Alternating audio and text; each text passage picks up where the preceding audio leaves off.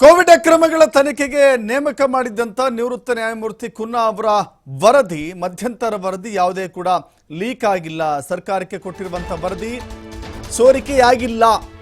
ಮತ್ತೊಮ್ಮೆ ಸ್ಪಷ್ಟನೆ ಕೊಟ್ಟಿದ್ದಾರೆ ಸಚಿವ ಪ್ರಿಯಾಂಕ್ ಖರ್ಗೆ.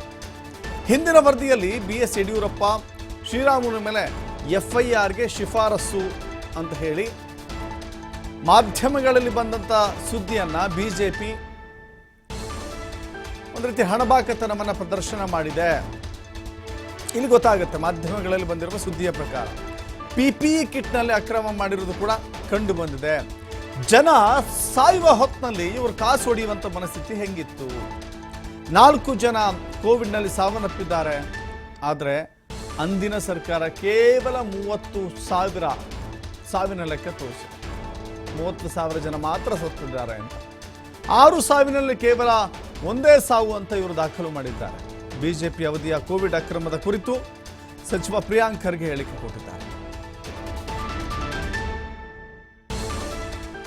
ಯಾವುದೇ ರೀತಿಯಾದಂಥ ರಿಪೋರ್ಟ್ ರಿಲೀಸ್ ಆಗಿಲ್ಲ. ಒಂದನೇದು. ಎರಡನೇದು, ಯಾವ ಅಂಶಗಳು ನಿನ್ನೆ ಹೊರಗೆ ಬಂದಿದೆ ಮತ್ತು ಮೊನ್ನೆ ಯಾವುದು ರಿಪೋರ್ಟ್ ಆಗಿದೆ, ಭಾಳ ಸ್ಪಷ್ಟವಾಗಿ ಹಿಂದಿನ ಸರ್ಕಾರ BJP ಸರ್ಕಾರ ಹೆಣದ ಮೇಲೆ ಹಣ ಮಾಡಿದೆ ಅಂತ ನಾವೇನು ಆರೋಪ ಮಾಡ್ತಾ ಇದ್ದೀವಿ ಅದು ಸಾಬೀತಾಗಿದೆ.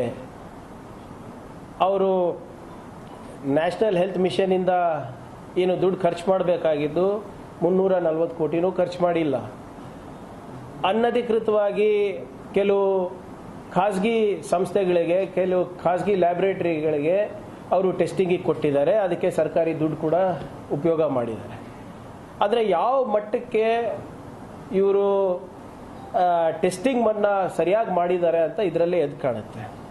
ಯಾರ ಲ್ಯಾಬ್ ಇದೆ, ಯಾರಿಗೋಸ್ಕರ ಮಾಡಿದ್ದು ಅಂತ ಅದೆಲ್ಲ ತನಿಖೆನಲ್ಲಿ ಹೊರಗೆ ಬರಬೇಕು. ಇವರೆಲ್ಲ ಮೇಲ್ನೋಟಕ್ಕೆ ಹೆಂಗೆ ಅನಿಸುತ್ತೆ ಅಂದರೆ ಇವರೆಲ್ಲ ಇವ್ರ ಸಂಬಂಧಿಕರು ಅಥವಾ ಇವ್ರು ಯಾರೋ ಪರಿಚಯ ಇರೋರ ಲ್ಯಾಬ್ಗಳಿಗೆ ಕೊಟ್ಟಿದ್ದಾರೆ ಅಂತ. ICMR ಗೈಡ್ಲೈನ್ಸನ್ನು ಮೀರ್ಬಿಟ್ಟು ಕೂಡ ಇವತ್ತು ಜನರ ಜೀವನ ಜೊತೆ ಚೆಲ್ಲಾಟ ಆಡಿದ್ದಾರೆ ಅಂದರೆ ಇದು ಯಾರು ಪ್ರಾಫಿಟ್ಗೋಸ್ಕರ ಮಾಡಿರೋದು, ಯಾರಿಗೆ ಉಪಯೋಗ ಆಗಲಿ ಅಂತ ಮಾಡಿರೋದು ಅಂದ್ಬಿಟ್ಟು ಕೂಡ ನಾವು ಮಾಡಬೇಕಾಗ್ತದೆ. ಮತ್ತು ಭಾಳ ಸ್ಪಷ್ಟವಾಗಿ ಹಿಂದಿನ ವರದಿನಲ್ಲಿ ಕೂಡ ಏನೋ